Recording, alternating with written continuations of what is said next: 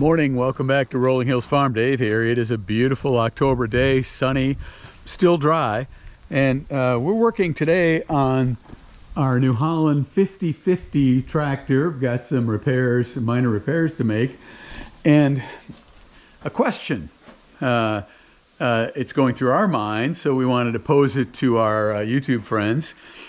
Is it time for this tractor to be replaced? Is this tractor getting old enough that it would be more profitable for us to trade this in on a new tractor? It's something we want to explore today. So we bought this New Holland TD 50/50 in 2010. We bought it new.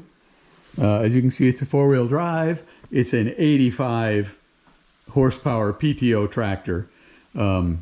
It's a little diesel engine, turbocharged, runs pretty good. We haven't had any problems with it, but there's 3,000 hours on it, and it's starting to show age. And what's going through my head right now is, what kind of repairs do I have in the near future, separate from things that I break? Clutch, engine problems. What kind of costs am I facing with this tractor? And would I be better off getting a new tractor with more features and trading this one in while it's still pretty high value? So the 50/50 has a Tier 3 engine. That's the third level emissions control. It's a 4-cylinder diesel buried under all that stuff. A fairly simple engine for the time. The engine has been bulletproof for us. Now, we obviously maintain it very carefully. It gets all scheduled maintenance. It's worth mentioning that the horsepower at 83 horse is, we found it to be kind of on the edge for the round baler, our New Holland silage special round baler. I was a little surprised, just a 4x5 baler, but you're moving a lot more iron when you're turning all the features on that New Holland baler. The frustrating part for me with the 50/50 is I can feel the slowdown, and you can see she's smoking just a little bit more when you're going up hills, pulling that baler. As you're building that round bale in there, you can feel the power draw on the tractor. The horsepower requirements, according to the baler's book, are sufficient, but field requirements, well, that's a different thing. So operationally, the cab is really just an older version of what you see with the newer tractors. I've got this shuttle shift, and you have to push in the clutch for going forward and back. A very simple shift system, 3 ranges, first, second, and third, and 4 gears, 1 through 4. Kind of a primitive, almost a throwback to older tractors, just handles for the rear remotes and the 3-point hitch. Not a lot for electronics. You'll see there's mechanical dials and nothing computerized. And a clean fuel tank. You just put diesel in this baby, no DEF requirement, which I know is annoying for some of my friends who have newer tractors and have to put DEF in there, and it comes with problems that honestly I've never had to deal with. I'm not sure what level problems there are with DEF. You know, it's a very clean burning engine, but it doesn't regenerate like Dawn's tractor and the skid steer and the newer tractors. So operationally, it is really good on fuel. I'm somewhere in the vicinity of 4.5 gallons an hour when we're operating this PTO speed, running the mower or running the baler. A major feature of this tractor, of course, is the loader, and we've got it off right now, but I can show video clips in the past of the loader operating, moving snow. It works great. The quick attach loader system for this model is so much better taking that loader off and on than Dawn's smaller T4 New Holland. Easy to get in and out of. Boy, we can change the loader in just a matter of minutes. And I like to have the loader off when we're doing field work because I hate that bouncing of the loader when you're going over rough sections of the field. Yet come winter, when we're done with field work, I love having 2 loader tractors for moving, whatever.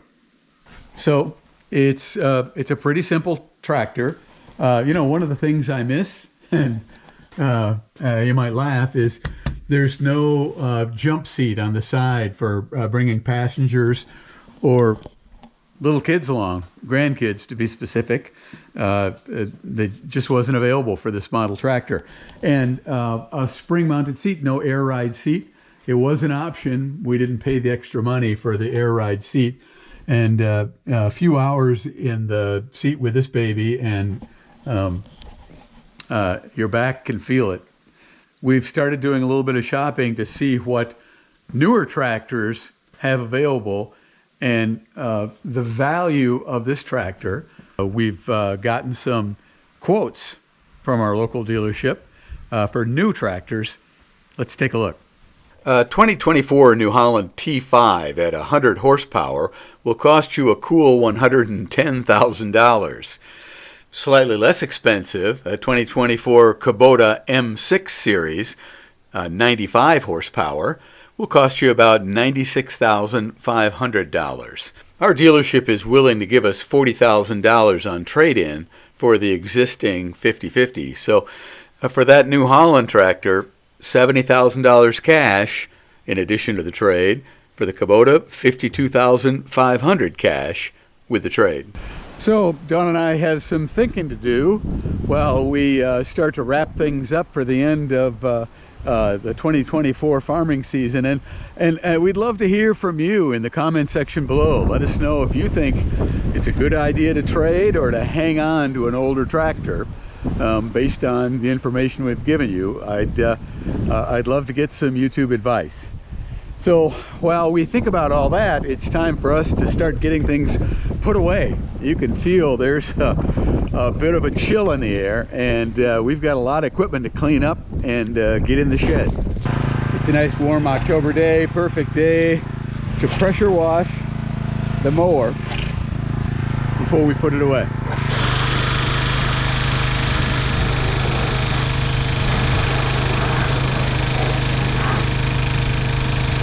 One of the things I'm working to do a good job on here is under these turtles, because the mower will be ready for an oil change in the spring. And obviously, looking at the condition of that blade, it's due for blades.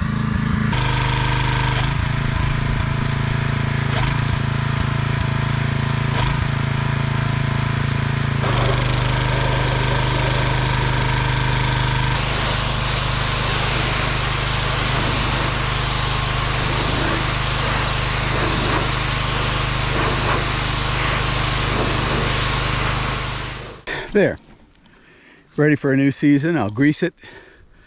All the key bearings will get a shot of grease into them now. And by spring, we'll be ready to put new blades in it and get right into the field. There, we've got it all packed in here. You see the mower wrapped around and back, the grain drill in the foreground, all nestled in next to the combine, sitting exactly where they'll be until we need them next year.